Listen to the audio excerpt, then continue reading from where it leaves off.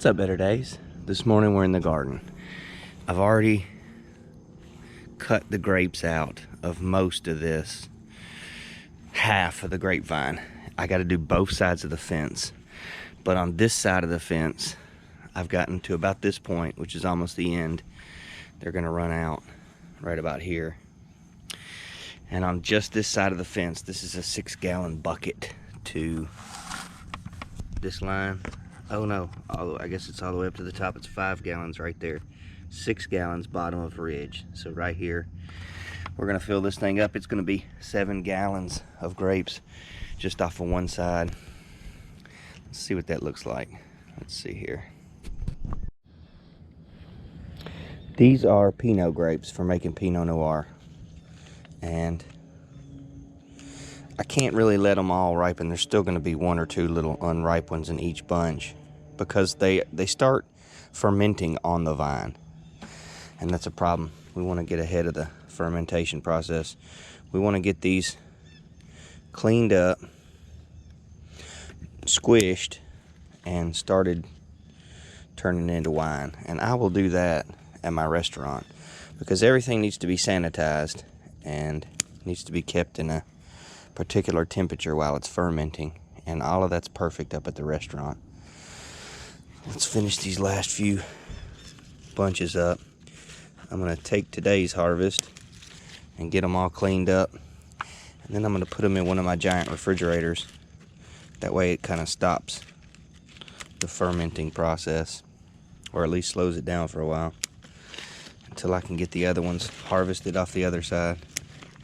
In years past, I've just harvested them all at once, and it's just a huge mess. I think it'll be easier for me to try and do this in batches. I can kind of show you what we were up against. This is what it looked like before I got started. These things grow ferociously here in Tennessee. This is fantastic. Let's grab us another little one. There we go. Beautiful. And you got, yeah, there's a little wasp in there. Grapes. My goodness. The grapes. Look at the grapes. Wow. Yeah, we just got to get them off of here. See, some of them already turn into little raisins. We don't need that. We need to get them off of here.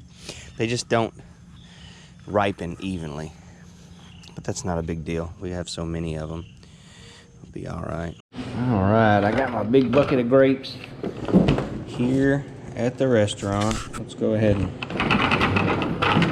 whoa, they run all over. All right, let's see. There we go. There's our first batch. What we're going to do is sort through these. And typically in a vineyard, I think they just take this whole thing and run it and crush it. But we're going to go through, we're going to pick every good one off the vine, and we're going to separate them all and put them in the fridge so they stop fermenting. Then we'll do this with the next batch of grapes that we got to cut off the vine. It's a lot of grapes. It'd be really expensive to buy that many grapes. Luckily for us, we don't have to. What a tremendously unfun job. I've just been standing here separating all of the ripe grapes from the unripened grapes, and we're about done.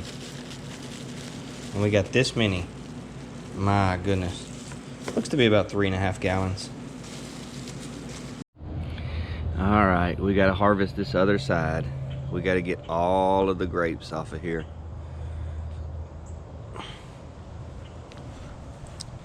Here's a bonus. Baby watermelon. Nice. All right, enough fooling around. We got to get to work. You just got to get in here. I usually just grab the bundle, the bunch, cut them off and throw them in our bucket. This is the actual vine itself. It's been here 4 years. This is its 4th summer. Look at that. What a neat plant. And look at this. Look at this bundle of grapes. Bunch, I guess they call it a bunch. Whatever. Look at it. Oh my gosh. No wonder they call it a bunch. So we're about halfway down the vine. Get this half of it done. We got that half to go. Our bucket's getting full. Alright, we got our bucket of grapes. This is the 2nd bucket of these grapes. Man, they're looking good. Those are some good looking grapes. There's a nice bunch right there. Perfect. I had about a quart of blackberries. I put those in just for the heck of it. This is another kind of grape that I'm growing. These are actually just table grapes. These don't have seeds in them, and they ripened real well. This is a 2-year-old vine, and I got probably double this, but I ate a bunch of them. But these are fantastic grapes, and I'm just going to go ahead and throw them in just to make a little more. Shouldn't change the flavor a whole lot, but it'd be nice to have a big old bucket full of wine. We're going to use this bucket to ferment the wine. All right, let's see how many grapes we ended up with. Oh gosh.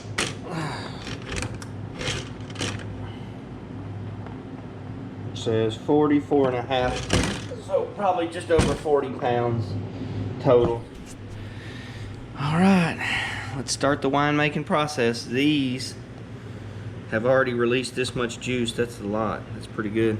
We're gonna squeeze the rest of the juice out of these, and we're gonna get that fermentation started. Where I live in Murfreesboro, we're lucky enough to have a place called Prohibition Home Brewery, and they help people do home brewing. They have all the stuff you need. That's where I got all the buckets and carboys and everything that I needed to put together my own wine. They gave me this winemaking instruction kit. This came out of a kit that had bags of juice base. But we're gonna just do these instructions and pretend our juice base is this. And it worked out well a couple years ago, so it should be fine. The first step is to mix bentonite with hot water. And this, I'm just scooping them out of here into this bowl, squishing them with my hands wearing gloves, and then dumping them in here. But you just got to remember, all this stuff has to be super sanitary. Sanitized, bleach sanitized. You can use Camden tablets if you don't have a giant 3-compartment sink like I do here at the restaurant. Everything you want, everything super sanitized that you're going to use. Even the little spoon you stir stuff with, everything. That way you just make sure you have a better chance of getting a good batch of wine. These are freezing cold. They've been in the refrigerator, so it's taken me a while. Oh man, they're freezing my hands. But it's going to be worth it. This is going to be some good hooch. All right, we ended up with just over 5 gallons of squished grapes. A lot of that is juice. And what we're going to do is we're going to follow these instructions, even though we're not using the bag of juice. We've got our own juice. They say to add cool drinking water up to the 6-gallon mark, which is the bottom of the inside ridge. So right in here.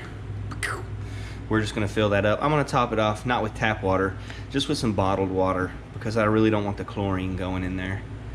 Not that it would hurt it, I'm sure it would probably help, but this will just make sure that we're not adding any other chemicals. If you're going to measure specific gravity so you can see how much alcohol your wine has in it in the end, you go ahead and do that now. But I don't care how much alcohol's in it, it's just going to get you drunk. So sprinkle dry yeast on top of juice base. What we're going to do is go ahead and throw this dry yeast on there. And this, not all yeast apparently is created equal. They've got I don't know, seems like some yeast is better for making wine than others, according to what you read and what you look at. I did find out though that bentonite is just going to help to bind stuff. It doesn't really get the yeast going. It's just a binder to get the solids to sink to the bottom. So we're going to add all this yeast, and then we're going to stir that in with a sterilized spoon, and then we're going to let it sit and start fermenting. And then every day when we come into work, we've got to punch the cap, and I'll show you what that looks like next. Okay, so I've got this bucket back here in the storeroom right next to the water heater. This has to stay between 68 and 77 while it's fermenting, so this is the perfect spot for it. You just put a loose lid on, and there we go. That is looking good. That's the cap. You don't have to do this when you're using juice, but when you're using grapes, you've got to punch the cap. This stuff on top needs to get squished down underneath the surface, and that just helps with fermenting. There we go.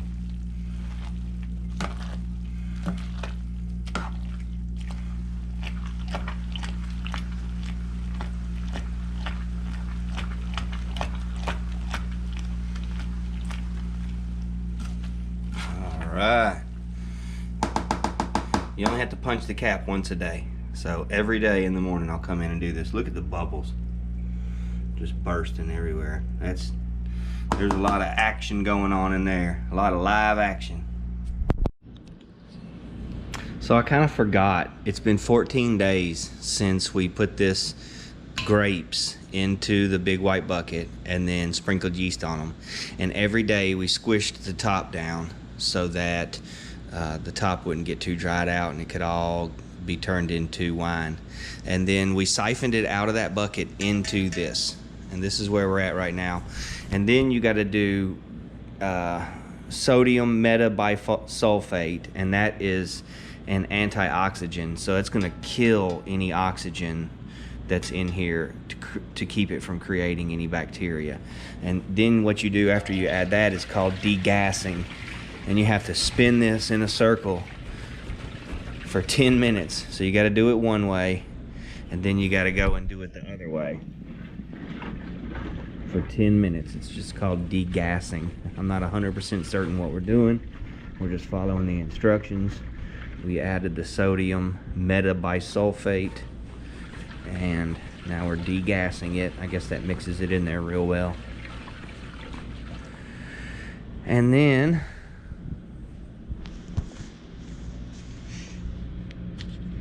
so siphon wine into carboy, add potassium metabisulfate. I was saying that wrong.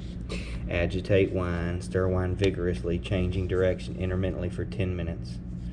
And then stir in Kieselsaal.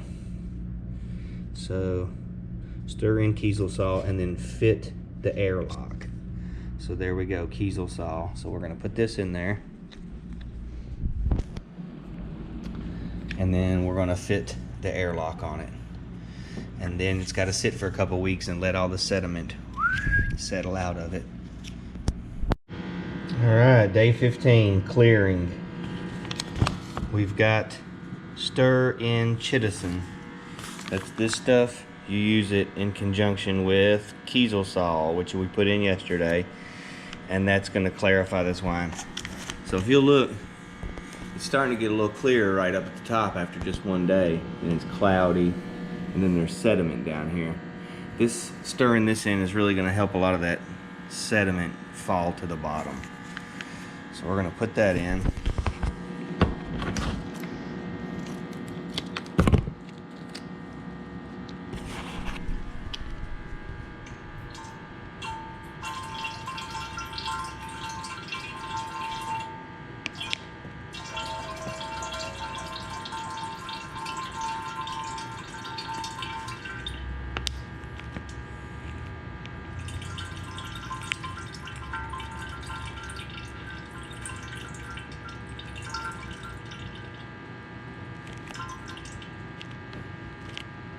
I don't know exactly what chitosan is, but it says contains crustaceans. So if you've got a shellfish allergy, you don't want to be drinking wine.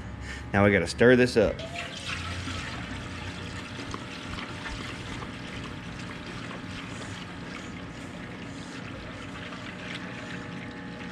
go. All right. Now we gotta fit our airlock on there. There we go.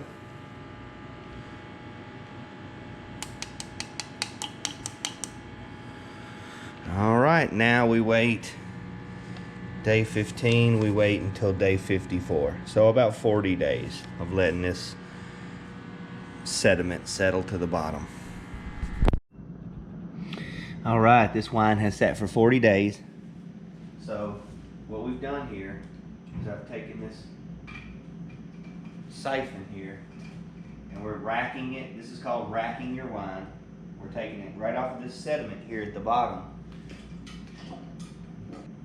into another container and let it sit again for a while, and then that sediment will settle to the bottom. We'll move it again. We'll just rack it. You can rack it as many times as you want. Move it from one container to the next, just trying to get sediment to settle down and clear the wine.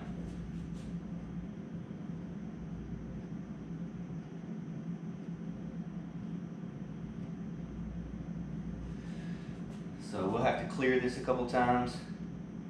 We'll let the sediment settle. We'll move it from container to container, and then eventually when it's clear enough, we will put it into bottles.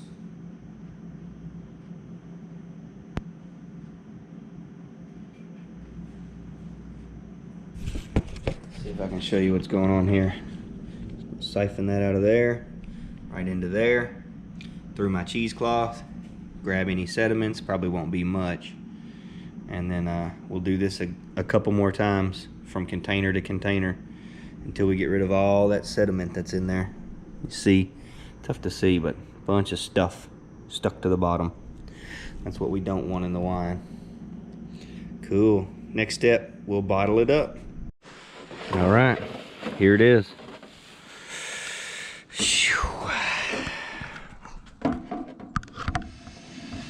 Man, it smells wonderful. Cool. So what have we got here? Right at 3 gallons. 3.5. In between 3 and 3.5. Oh, I see that. Just over 3 gallons. Just over 3 gallons of wine. It was a lot of effort. So I wouldn't say it was free, but it didn't cost a whole lot of money, that's for sure. What we're gonna do now is we're just gonna take it out of the bucket and put it into half-gallon bottles. We're just going to use milk bottles. I know some of you are saying right now, no, you have to use glass bottles. No, you don't. The wine that's in those buckets at the grocery store, the boxes of wine, those are in plastic bags. Once the wine is done, it doesn't matter what kind of vessel you put it in. It's just gonna age no matter what. So we're gonna use gallon jugs. Ta-da!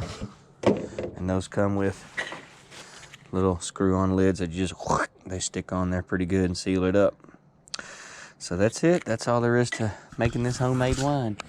That was from this grapevine right over here. It's just one grapevine right there. And he made that 3 gallons of wine for us, which is pretty cool. I had a lot of fun doing this. This was my 3rd time making wine from that grapevine, and it worked out pretty well. So thanks for watching, you guys, and as always, have a better day.